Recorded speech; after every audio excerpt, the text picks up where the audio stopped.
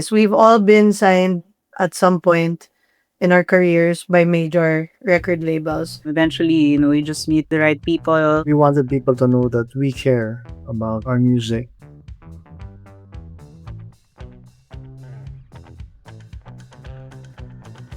I am Eli Bendia.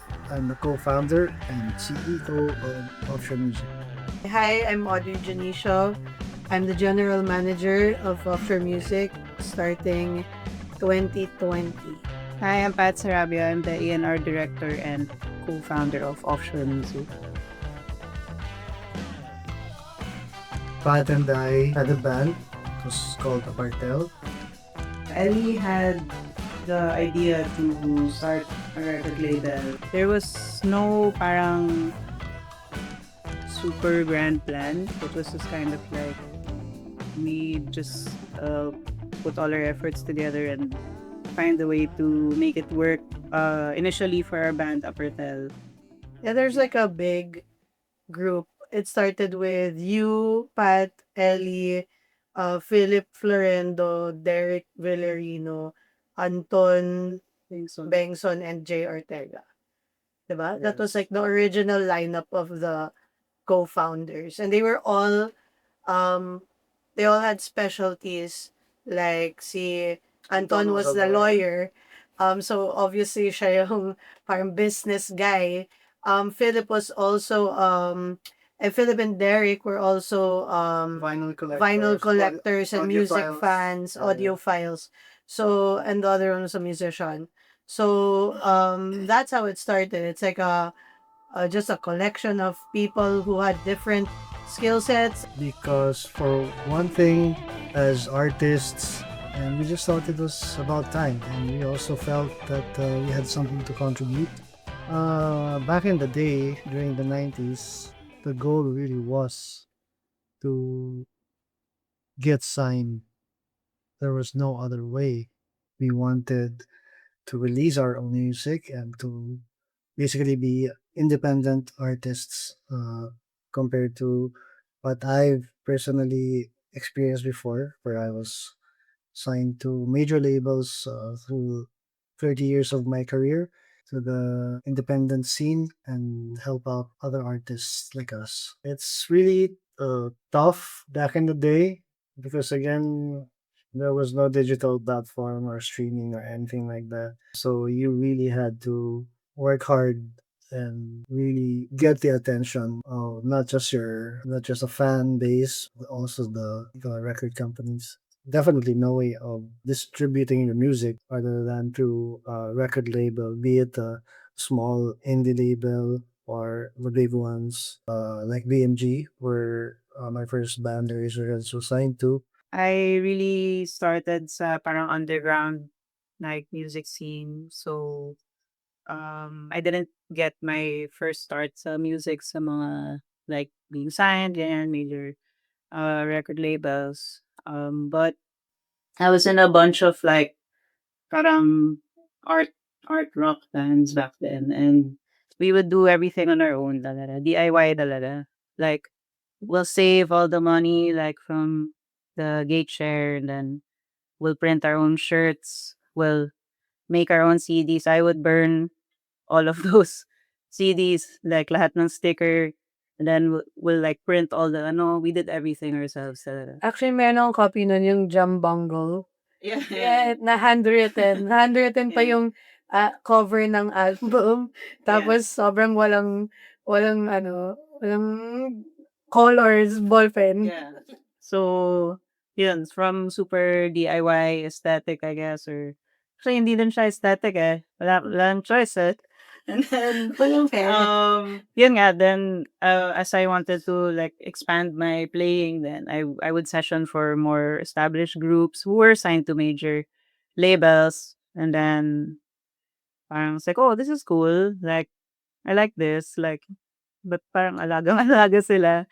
And then, um, yun lang. I think my experience was definitely more like organic encounters talaga, if you want to call it that. I just kept playing, and then eventually, you just meet the right people. So And yun lang. I just always just say yes to everything. Yes, we've all been signed at some point in our careers by major record labels. So I guess we know what not to do anymore, or what we know what works and what doesn't work for an artist. Perception of record label, it's that. It really is like this parang machine that takes advantage of artists, but it's not. Much like in the past, this partnership has been going on for centuries. Classical musicians like Mozart and Beethoven, and they all had supporters like sponsors, people who had the resources to again support the music and contribute in disseminating the music. Without those supporters or sponsors, whatever you want to call them, we would not be listening to Mozart now.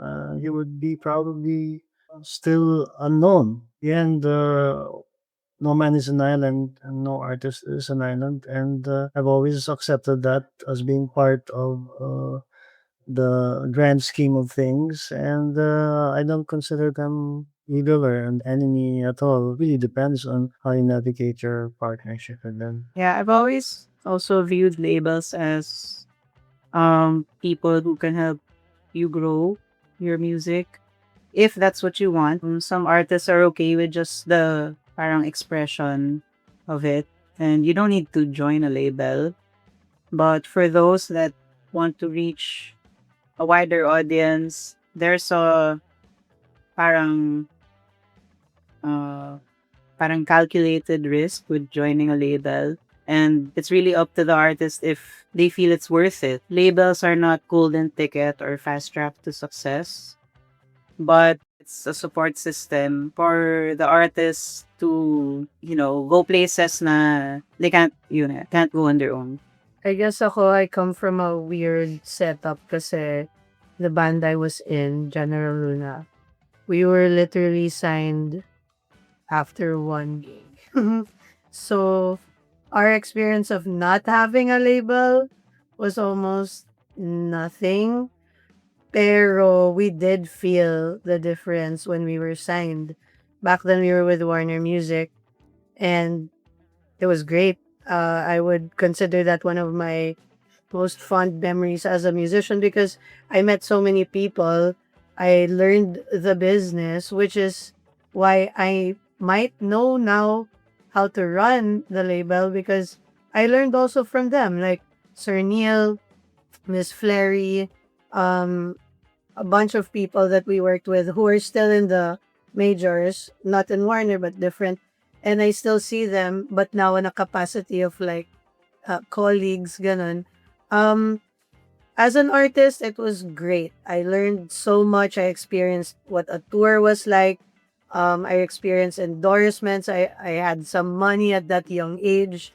At I also experienced heartbreak because we had to be let go by the label because they closed their domestic arm and we had no label. And then that's when the band was also like, well, maybe it's a sign. Let's just, go our separate ways. And it was heartbreaking. But it taught me a lesson that you're not always on top and the label's not gonna take care of you. You still have to take care of yourself no matter what and look out for yourself. So, I didn't go back to being an artist, but I did go into the business side of it also because of what I learned. And I kind of wanted to be part of like growing the new, I guess, culture in the scene. For one thing, offshore music came about. We wanted to release our own music and to help out other artists. Tapos na yung radio stations nun. Yes, nag-close na. Wala nang It was a venue. big, I mean, yeah, parang the radio was dying. Oo, wala nang I think. tapos CD was also Free man lang yata na Yeah, tayo. I think may Spotify na nun eh. but it was also the rise of like indie bands, like college bands, 2016, Mm, like bands from UP, and then marketing on Facebook a lot. yeah, mostly Facebook. It was Facebook heavy. I remember that. And of course, there was the parang surge of interest in and physical media, Interest. specifically Yeah. vinyl. Parang nagkaroon ng ano talaga ng Demand. demand, and everyone was like setting up their hi-fi system bigla, and everyone was like, oh, Collecting. collect na, I want collect vinyl. So doon nag-start din yung offshore na parang we also wanted to do that. Like we wanted to release vinyl. Before they even decided to put out the vinyl, they were already broke. Just kidding. But that's true. That's true. Like, okay, if we're being honest, um, they blew their capital on a music video. That's the Yeah, fact. I had no business acumen back in the day. Yeah, zero business Yeah. skills. So yeah, it broke us. It broke. It literally and figuratively. As in walang pera, the money went to a music video, which is actually a nice one. Pero like after That's that, Is It Hip? is it hip? Directed by Maria Mora. Maria Mora Apart- with nice cameras apart and very and nice camera. casting. It looks Yeah. really expensive Yeah. because it was, and that was like the capital that they put in. Half lang. Half. But, these are the fun parts to remember because it's what taught you guys Yeah, we really had to learn as the we hard went way. along the hard way. Yeah, and after that, I think a bunch of our partners left na because they didn't. I guess they didn't see the point in. Di na meet yung And expectation. some of them didn't like the what we were doing or the direction of the company, and some of them we didn't have we didn't agree with in terms of Values. the values of the company. It broke you guys. They almost closed. That's the truth. If not for Apartel continuing their gigging, the company would not have survived the way it did. I can say this because I was a third person. I was just a fan Whatever. observer. I wasn't working with Offshore. I was like just there as fly on the wall, and I saw it talaga. Like parang okay, music video. But the thing is, what's nice about it is they threw all the resources onto Offshore, um, vinyl, music video, recording, gigs, and all that, which got them to where they were, which kind of proves that it really takes a lot of resources to get the band off the ground, considering the band was like a collective of already established musicians. So parang, I don't know what my point is, but they did go broke. That's my point from an observer point of view, I guess. You recorded Crow's Nest, the first album of Bunker. yeah, it was called The Bunker before. We recorded here at the home studio. Then we really wanted to make a splash in the industry. So we made a very expensive music video, and we decided on being the first, if not one of the first artists to put out In a long a time. vinyl record. In a long OPM, time, yeah. not a repressing, not Yeah. a re Back then, everyone, all the record labels were still like going digital. digital and parang still iffy about vinyl production. They ignored it. They ignored vinyl totally, and we really wanted to be the first record label Look, to everyone's doing put vinyl out now. vinyl. And again, we put all our resources into spared no expense, basically. The vinyl was pressed in Japan. They didn't care how much 500 it cost. copies ba yan? 500 copies because Yeah. that was the minimum. Can you share how you came up with the artwork? I remember you guys splashing paint. It's just paint on the concrete floor. We wanted to do a real painting, but then this turned out to be yung mga drippings of the paint na hose down ng tubig. That's how it turned out. This was actually one of the options. That's one of the options. This is one of the options. Let's compare. I think you made the right choice. Yeah, they made the right choice. So yung tulo niyan sa sahig, ito na yun. Yeah. I remember you showing me the options. It was And, really Just interesting. cycle siya. we were very serious about making it a real premium packaging. So the again, the first to ever put an OB strip, Japanese style strip, even though it's not even a Japanese Double disc printing. pa to. It's the first double disc pressing, side A, side May B, kopya ko pala yan. side C, side C. Yeah, yeah. Yeah, and numbered pa. It's still numbered. That's What number? gatefold. It's gatefold, really premium, designed by our very own Gijan Gorospen. Who is now the bassist of This is Method Adapter. very great artwork. Yeah, it was a really interesting lineup of musicians. Yeah, J.R. Tegas, there's like 8 of us here. The great RJ RJ Pineda, Pineda as keyboardist. Louis Talan, Louis Talan on bass. Fraser Bach, Coco Cool, fantastic player, guitar player. Red, And that's all he Reg is. Concepcion, Also a fantastic guitar player. and then we have Deej Dage on perks percussion. and pattern. We also had brass section, like Horns, horns.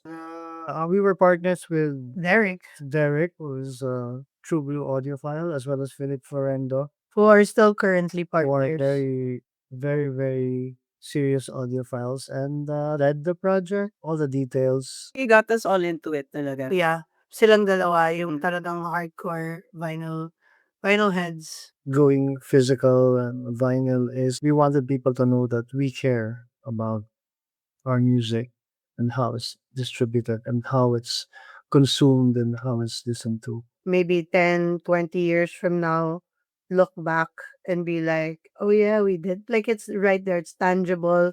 You can touch it, you can flip through it and like reminisce on the recordings, reminisce on the writing. There's that. Like now we're talking about Interplay, the first album, which is 10 years old, and looking at it, talking about the cover, it's kind of funny because the memories like roll in. So it's nice. It's a good reminder of the art that you come up with. So each artist actually deserves that. You spent a lot of money. Do I like this song? Would I watch them? Nung pandemic, walang resources whatsoever. I don't know how we survived. Labas ka na ng pera mo to help the artists. OCS, Enamori, and Pinkman were like your first three young indie bands. Pero ang nauna dyan, OCS. You also work with Itchy Worms early on, right? Aside from not having the resources back then, people were leaving us. It's 2019 to 2022, I guess. We didn't know that we were gonna get this far. And we just wanted to continue helping.